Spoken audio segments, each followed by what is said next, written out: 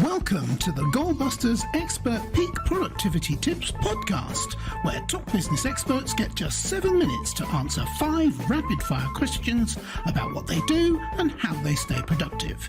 Each episode is packed with actionable insights to help boost your efficiency and achieve your goals. Let's dive in and unlock the secrets to peak performance. Well, hello everyone. My name is Robin J. Emden and I'm an accountability coach and the author of Get Resultsology, the science of getting stuff done. I work with people who run their own business. No boss, distractions everywhere and never enough hours in the day. Together we cut through the noise, sharpen their focus and follow through on the big ideas that actually move the needle. That's what I call the momentum formula. Do it today, profit tomorrow and repeat. So if that sounds like the kind of breakthrough that you've been looking for, then you're in exactly the right place. And speaking of being in exactly the right place, I am delighted to welcome our guest expert today, Thom Gibson. Thom is a work-from-home dad and social media content specialist by trade and is the founder of WFH Dads, helping ambitious dads stop working nights and weekends without sacrificing their career. He lives in Texas, where he enjoys eating the finest tacos in town with his wife, Sarah, practicing jiu-jitsu and going for runs with his 2 little ones in the double stroller. Thom, welcome to Goalbusters. It's good to be here, Robin. Good to see you. You're extremely welcome. We've established that you're in Texas, and I believe you're suffering from quite a lot of winter over there at the moment. Am I right? Yes, we're on the tail end of winter. We had like a little bit of ice and the city shut down for like 3 days because we're not prepared for that. But it is on the mend. It was about 60 degrees Fahrenheit here in Austin this morning. So not too shabby. Yes, brilliant. Okay, that's actually, being a Brit and then talking about the weather, that's fascinating, but it's got nothing to do with this podcast. Shall we do the questions instead? Yes. Okay, then I'll get the clock up on the screen. And there it goes. Thom, could you tell me, please, who is your ideal client? My ideal client is a work from home dad, a dad who has a remote job that he works from home at. It is a full-time remote job. He has a partner that also works, so they are a dual income household. He's got young kids in the house and he is ambitious. He works in tech. He's got a side hustle that he's building and he feels a little stretched thin by all of those things and all the things in his life. Yes, brilliant. My kids are grown up now, but I can relate to all of that. Absolutely. So, okay, so what is the problem or problems that you solve for them?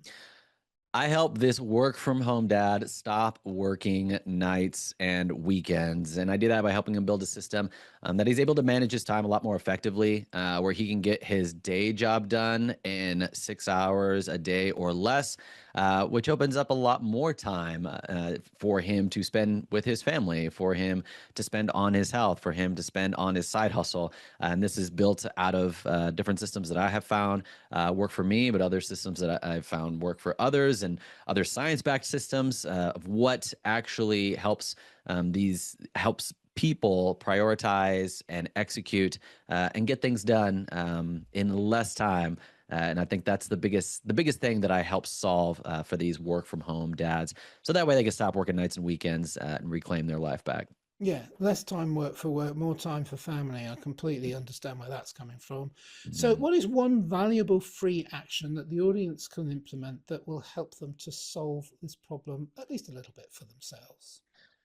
Every single day, there is so much power in taking a little note card and a pen and physically writing down the 3 to 5 most important tasks that you have for that day. And what's so powerful about it, it seems obvious and it seems like it wouldn't really move the needle for you, but it does 3 things. First, it actually forces you to assess what are my 3 to 5 most important things today. a lot of times it's very easy to go into the day just reacting to everybody else telling them what they need from you. But if you start the day and saying, these are the three things that I need to do to move the projects that I'm working on forward, you actually are able to start moving in that direction because you've identified them to start with. The second thing it helps out with is having a physical card keeps it front of mind all day, and it keeps you from having to jump back into your digital task manager, which has all these different tasks and all these different opportunities. Having that thing in front of you is like, okay, I got one of them done. I've got two of them done. All right, let me get one more done. I know what I need to get done. I know what's next on my list. And the third thing is that it is physical evidence that you actually got meaningful work done today. A lot of times at the end of the day, when you have checked off the things that you have done, they disappear from your checklist. And all that you're left with is the list of stuff that you haven't gotten done yet. And you're like, oh, did I get anything done? I have so many things left to do. And that's when you start feeling you got to keep working, you got to keep catching up because there's always something to do. And you start working nights and you start working weekends. And so those three things are an added benefit of actually writing it down on a physical piece of paper.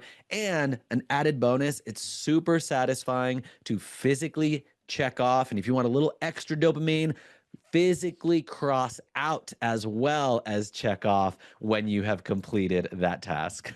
Yeah, isn't it amazing? We live in the digital age where organizing everything more and more digitally is a viable thing to do.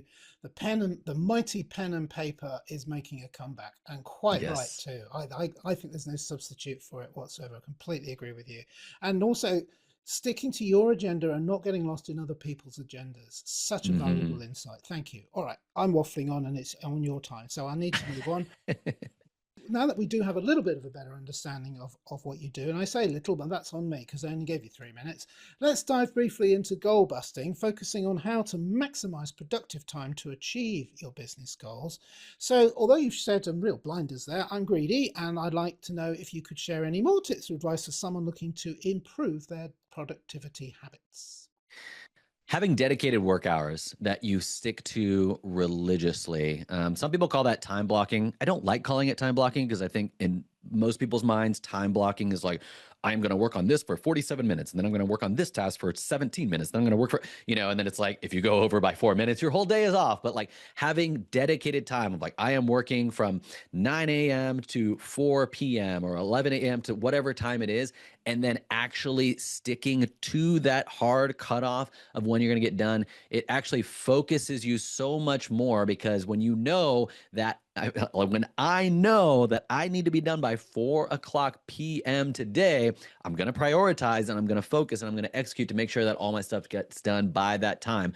But if I'm just like, I've got all day to do this, if I don't finish during the day, I'll just work at night, then the work will fill up that time. So have dedicated work hours, particularly if you work from home or particularly if you own your own business and you set your own schedule. Having those dedicated work times that you stick to religiously will help you get more done in less time. Yeah, again, completely agree with you. And in the 1 minute that we have left, what should I have asked you today, Tom, that I didn't? And your answer, please. What does success look like to you, Tom? Is the question you could have asked me.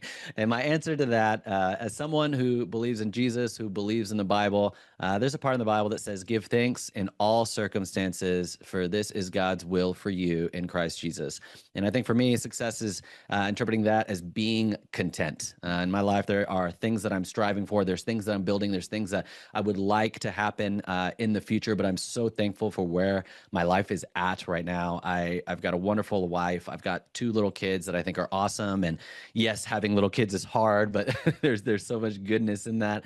I've got meaningful friendships. I'm excited to do the work that I'm building and doing when I'm building work from home dads. I enjoy that I have time to run and listen to podcasts like this one that teach me things. And I've got a job that I enjoy. It doesn't eat up all my bad bandwidth. And ultimately, I am loved by God.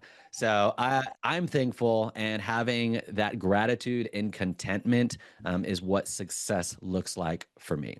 Yes, having an attitude of gratitude, I think, is probably one of the best answers you could possibly give, and you've explained it beautifully and eloquently there, and in 7 minutes too. Look at that, we did it. So I'll just get rid of the clock because we don't need that anymore. Oh, yeah, it's not going to go.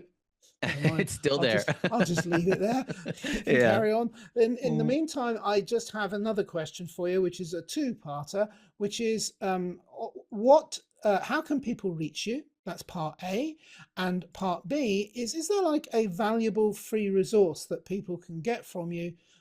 Because although I always say it's a bit of a cheeky question, it's not really. Sometimes people, they've listened to you, they've read a little bit about you, but it's a really good way of getting to know you a bit better before they feel brave enough or even ready to say, yeah, absolutely, I like what you're offering and I want to find out more. So it's a really cool way of doing that. Yeah, the one place to do both of those things is going to be on my website. I've got a playbook for the listeners that is called the Work From Home Dad's 6-Hour Workday Playbook. And it shares, I shared a couple of those things that are in the playbook, but I kind of share what my system looks like and how I actually have built this 6-hour workday as a work from home dad and the systems that go behind it. And so you can find it at wfhdads.com/playbook. And you'll get an email from me and you can just respond to that email. I actually have a question because I'll be curious by why you joined the newsletter, what you're hoping to get out of it, what would you be interesting to you as a reader. And so you can, any of those emails that come from me after you sign up for the playbook, you can just hit reply and it'll come, your reply will come directly to me, and would love to start a conversation with any of your listeners. Thom, thank you so much. That is a brilliant and wonderful, valuable free resource. Thank you so much for sharing that with us today. So Thom Gibson, thank you for appearing on Goalbusters today. Oh, of course. My pleasure, Robin. Thanks so much for having me. You're extremely welcome. And remember, everybody, keep goal busting and make your future self proud. Bye-bye. Thanks for tuning in to Goalbusters. If you're enjoying it, please subscribe, rate and review it on your favourite podcast platform. Your support is very much appreciated. And if you're ready to boost your online profits, skyrocket your productivity, crush procrastination, and see a positive change in your bank balance, all within just 30 days, this is your opportunity. Take my free 5-day challenge at www.skyrocketyourproductivitychallenge.com.